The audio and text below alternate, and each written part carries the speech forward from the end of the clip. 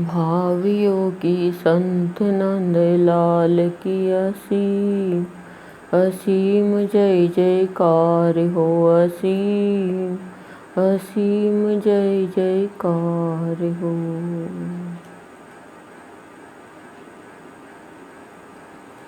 अमृतवाणी है सतगुरुदेव की 251 नंबर की। बुद्धि ने भय भगाया, मन ने न माना। भय की दुनिया भय की गाती, अभय की कब सुनाती। क्या कह रहे हैं सतगुरुदेव? बुद्धि ने भय भगाया, मन ने न माना।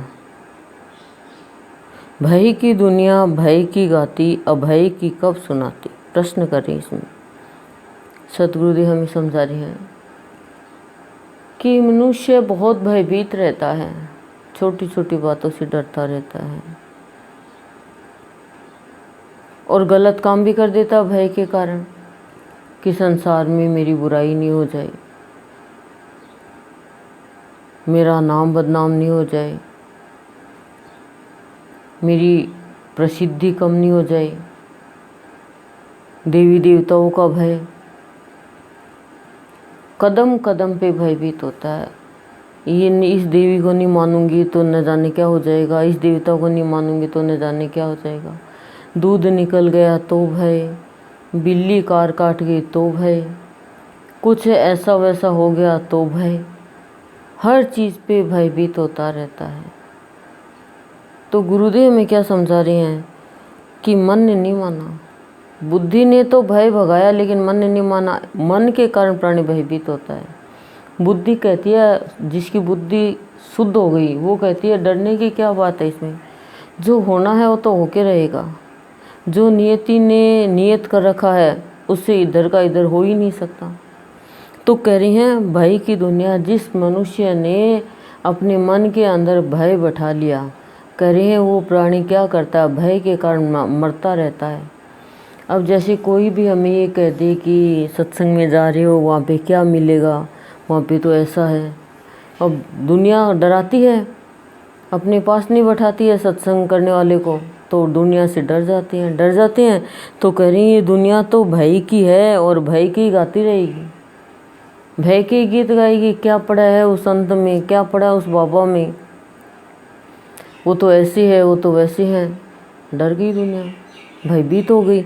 तो कह रहे हैं अभय की कब सुनाती है। कहने का तात्पर्य क्या है कि जितना जितना हम दुनिया में जाएंगे, दुनिया हमें भयभीत करती रहेगी, छोटी छोटी बातों पे डराती रहेगी और हमारा मन कमज़ोर है तो मन मान लेगा। बुद्धि कहेगी डरने की कोई ज़रूरत नहीं है, जिसकी बुद्धि पवित्र है। लेकिन गुरुदेव कह रहे हैं कि तुम्हारा मन नहीं मानता। क्यों? क्योंकि मन ने दुनिया को बैठा लिया अपने अंदर और मन दुनिया में बस गया और मन में दुनिया बस गई। तो दुनिया तो भय के गीत गाती है, डराने के। आज तक दुनिया भय के कारण ही तो भगवान को प्राप्त नहीं कर पाती कि दुनिया भयभीत करती है कैसे भी तरीके से।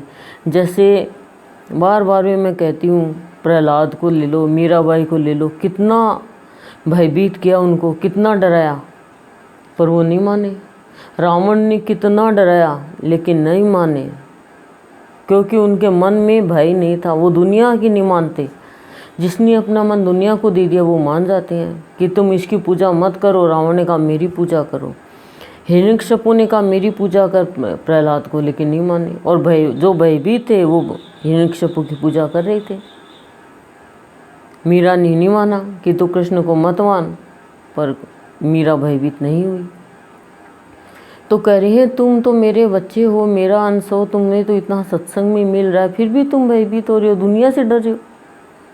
दुनिया तुम्हारी भक्ति थोड़ी छीन लेगी, दुनिया तुमसे तुम्हारा भगवान थोड़ी छीन लेगा। बाहर का धन है वो तो छीन ले, मान ले, लेकिन भक्ति थोड़ी छीन सकता कोई तुम्हारी। और जब भगवान तुम्हारा रक्षक है तो दुनिया को में ताकत ही नहीं है बिगाड़ने की। संत जिसका रक्षक है, देवता ही नहीं बिगाड़ सकते उसके। तो जगत गुरु जिसका रक्षक है, इंद्र ने क्या बिगाड़ा, क्या बिगाड़ने की कोशिश करी इंद्र ने, पर बिगाड़ नहीं पाया। गोकुलवासियों को कितनी मूसलाधार वर्षा करी, लेकिन कृष्ण भगवान ने बचा लिया। और भयभीत हो जाते तो भयभीत होकर कर ही रहे थे पूजा। तो कह रहे हैं गुरुदेव कि भक्ति करते हो, भगवान को पाना है, दृढ़ निश्चय है, तो भय को भगाओ पहले। कहते हैं भय बिन होत न प्रीति, पर हमारे गुरुदेव कह रहे हैं भय से जो प्रीति हो वो कोई भय, तो वो प्रीति कहाँ हुई? प्रीति में तो प्राणी अभय हो जाता है। कोई ये कहे, डांट लगाए, डराए कि प्रीति करी से, प्यार करी से, तो डर के मारे कोई प्यार होगा क्या? घृणा और हो जाएगी। तो प्यार तो दिल का भाव है। तो गुरुदेव करें देखो मेरे जितने भी भक्त हैं, जैसे माता बनासा बाबा की भक्त, गुरुदेव की भी भक्त, कितना डराया आनंदमयी माँ को भी और भक्तों को भी, लेकिन वो डरे नहीं, दुनिया से डरे नहीं। शेर कभी डरता है क्या? शेर से सब डरते हैं। तो संत से सब, संत तो किसी को डराता ही नहीं है। तो संत के बच्चे हैं वो क्यों डरते हैं दुनिया से? शेर से भी ऊंचा है, ऊंची स्थिति है संत के बच्चों की। तो क्योंकि वो संत की भक्ति ऊपर ऊपर से कर रहे हैं, इसलिए वो डरते हैं, बहुत डरते हैं। वो क्या कह देगी, वो क्या कह देगी, वो गुरुदेव की भक्त है, वो आएंगे तो क्या कह देंगे। तो कह रहे हैं ये डरो मत, भक्ति करनी है तुम्हें, और डर रहे हो तो तुम्हारे अंदर भक्ति का एक बीज ही नहीं है। डरो, भय होना चाहिए, लेकिन किस चीज़ से होना चाहिए? हिंसा से होना चाहिए, किसी की बुराई करने से होना चाहिए, किसी का अपमान करने से भयभीत होना चाहिए कि मेरे कर्म बुरे हो जाएंगे। लोग ये इन चीज़ों में अभय हो जाते हैं कि हम जो कर देंगे तो वो हो जाएंगे, तो बुरे कर्म कर लिए। तो कह रही हैं गुरुदेव संत क्या करता है? संत अभय की गाता है और अभय की सुनाता है कि तुम अभय हो जाओ। तुम्हें न कोई मारने वाला, न कोई जलाने वाला, तुम तो अजर हो, तुम तो अमर हो। फिर तुम क्यों डर रहे हो? किससे डर रहे हो? क्या तुम्हारा बिगाड़ रहा है? कौन? कोई नहीं बिगाड़ सकता तुम्हारा, पर तुम डर के कारण मेरे से दूर होते जा रहे हो। कहते हैं ना जो डर गया वो मर गया। क्या मर गया? अंदर से शक्ति मर गई उसकी। तो कह रही हैं गुरुदेव डरने के लिए और डर को भगाने के लिए मन की ज़रूरत है। बस मन के अंदर डर है मनुष्य का कि मेरा कुछ नुकसान नहीं हो जाए, मेरे बच्चों का कुछ नुकसान हो जाए, मेरे परिवार का कुछ ना हो जाए। कुछ नहीं होने वाला, लेकिन तुम्हारे डर के कारण तुम भयभीत हो जाते हो कि नुकसान हो जाएगा, और वो नुकसान हो जाता है। तो कह रहे हैं गुरुदेव कि बुद्धि ने भय भगाया। बुद्धि ने तो भय को भगा दिया कि डरने की कोई ज़रूरत नहीं, लेकिन मन ने नहीं माना बुद्धि का। तो यहाँ पे बुद्धि क्या है? यहाँ पे बुद्धि है संत, कि संत रूपी बुद्धि है वो अभय की गाती है और अभय में रहना सिखाती है कि डरो मत, भयभीत मत हो इस दुनिया रूपी गिद्दड़ से। लेकिन मन जो है ना हमारा वो कमज़ोर है। मन में अभी ईश्वर को नहीं बैठाया। क्यों? क्योंकि मन बाहर घूम रहा है, तो मन डरता है, दुनिया की बातों में आ जाता है। और दुनिया की बातों में आ जाता है तो क्या करता है प्राणी? भूल जाता है अपना रास्ता, गलत काम कर देता डर के मारे। अब डर के मारे कोई कह दे कि इस कुर्सी को तू टेबल का है, नहीं कहूँगा, उसको मारे 2-3 थप्पड़ टेबल का है। अब हम क्या कहेंगे? कह देते हैं टेबल मार से तो बचे, टेबल कहती है। क्या हुआ? कर्म खराब हो गया। अरे मारना ही तो एक दिन पहले मर जाएंगे, लेकिन सत्य से नहीं डिगमिगाएंगे, सत्य सत्य ही रहेगा। और संत का यही भाव है, वो सत्य पे अडिग रहता है। और प्राणी डर के कारण सत्य को असत्य और असत्य को सत्य कर देता है, और ये ही प्राणी का बुरा कर्म चालू हो जाता है।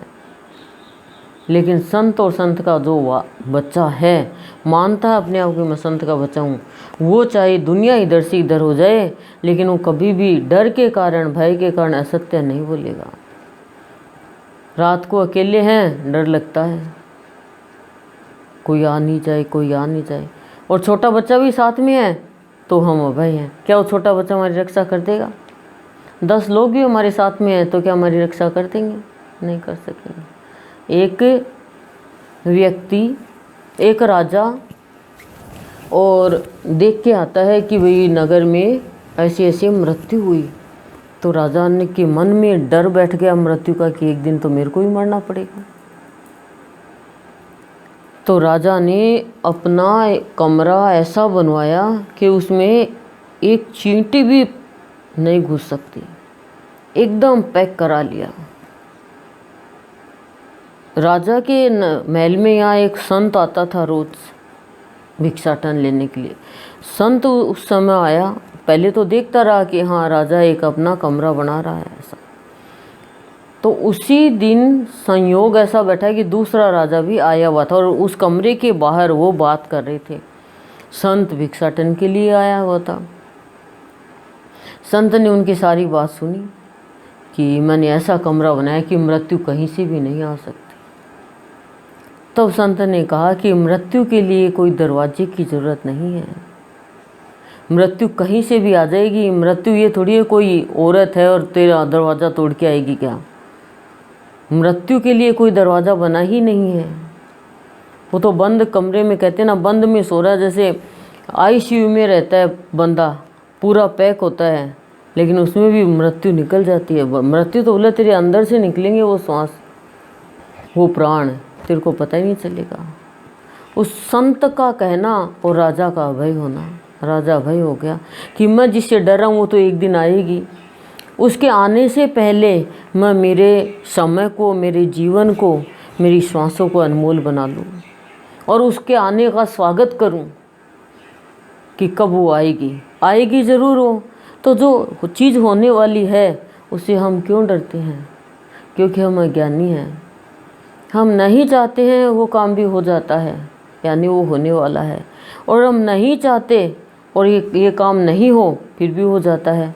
और हम चाहते हैं काम हो फिर भी वो नहीं होता है, यानी करने वाला तो कोई और है, हम तो है नहीं। और इस संसार में जो कुछ भी हो रहा है पूर्व संचित है, सब कुछ फिक्स बनाया हुआ है भगवान ने कि आज की तारीख में इसके जीवन में ये घटना घटित होगी। सब पहले से निर्धारण किया हुआ है, निर्धारित है। फिर भी हम डरते हैं, क्यों? क्योंकि हम खाली बाहरी ज्ञान में चले गए, भीतर के ज्ञान में नहीं गए।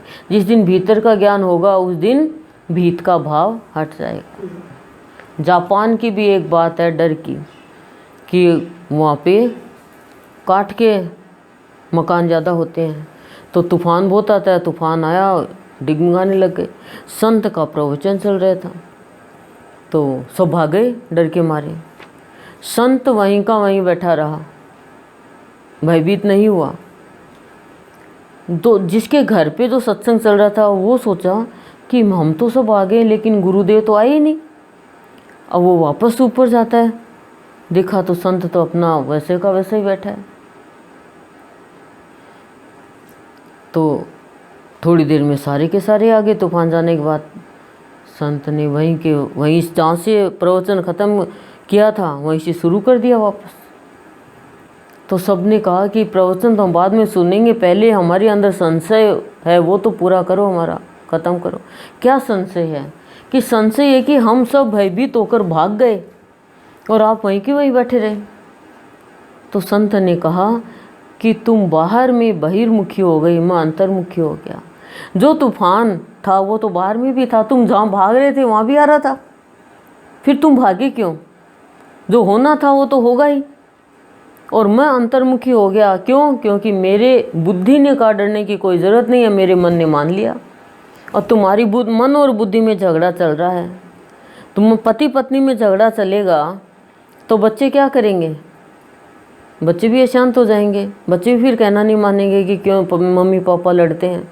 तो जब मन और बुद्धि में झगड़ा होता है तो विचार रूपी बच्चे हैं, भावना रूपी बच्चियां हैं, वो क्या करती हैं? वो भी लड़ाई झगड़ा सीख जाती है। मम्मी पापा के देखो देख, मन बुद्धि की देखो देख, क्या करेंगे वो? तो मन और बुद्धि का ऐसा मिलन हो, ऐसा मन मिले, मन का बुद्धि से और बुद्धि का मन से, कि बुद्धि मन की बात माने, मन बुद्धि की बात माने, लेकिन शुद्ध होने चाहिए दोनों। पत्नी खराब है, पति अच्छा है, तो पति को गलत रास्ते पे चला देगी। और पति बाई चांस खराब भी है तो पत्नी अच्छे रास्ते पे चला देगी उसको। और पति यदि कुछ गड़बड़ है, पत्नी है, तो पति को नहीं पता चलेगा कि पत्नी पूरे दिन में क्या करती है क्या नहीं करती है, क्योंकि पति तो सुबह जाता है शाम को आता है। जैसे एक बार एक पति ने फ़ोन किया कि कहाँ पे है? बोला मैं तो आपके लिए चाय बना रही हूँ, किचन में हूँ। और पति ने देख लिया, मॉल में वो सामान खरीद रही थी, वो भी मॉल में अपनी पत्नी के लिए सामान खरीदने गया था। तो फिर वो सामने आ गया, बोला आप? बोला हाँ, ये तेरी किचन है। तो उसको क्या पता चले, वो तो बेचारी चाय बना रही है और ऑफिस से फ़ोन करे इतने में वो घर पे पहुंच के चाय चढ़ा दे ले, क्या पता चले। आदमी बहुत कम झूठ बोलते हैं, रेयर चांस में सुना है। और तो देखो सब इंसान का शरीर है, कह नहीं सकते, लेकिन कहने का तात्पर्य क्या है कि बुद्धि और मन दोनों में मिलन अच्छा होना चाहिए। बुद्धि सत्य के रास्ते पे चलाती है तो मन को मानना चाहिए, मन नहीं मानेगा तो बुद्धि कुछ नहीं कर सकती। बुद्धि कहेगी ठीक कर, तेरी मन मानी। और जिसका मन सबल है वो किसी से नहीं डरेगा। जैसे किसी भी भक्तों को ले लो, कोई नहीं डरा।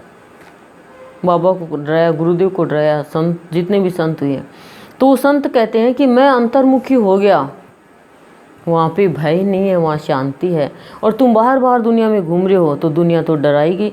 तुम जहाँ गए वहाँ तूफान नहीं था क्या, ये बताओ? बोला था। और तुम अंदर जाते तो अंदर शांति, अंदर तूफान नहीं है। और तुम्हारा अंतर का भगवान भी बचाएगा, रक्षा करेगा। तो संत का यही पाठ होता है कि संत कहते हैं तुम अंदर में जाओ और अंतर खोजो कि मेरे में संत में किस चीज़ का अंतर है। सिर्फ एक ही अंतर है, अंतःकरण का ही। बाकी सारा शरीर एक जैसा है, भगवान का, संत का, मनुष्य का, सबका। तो कह रहे हैं बुद्धि ने भय भगाया। बुद्धि कह रही है भय नाम की कोई चीज़ नहीं है, मन ने नहीं माना।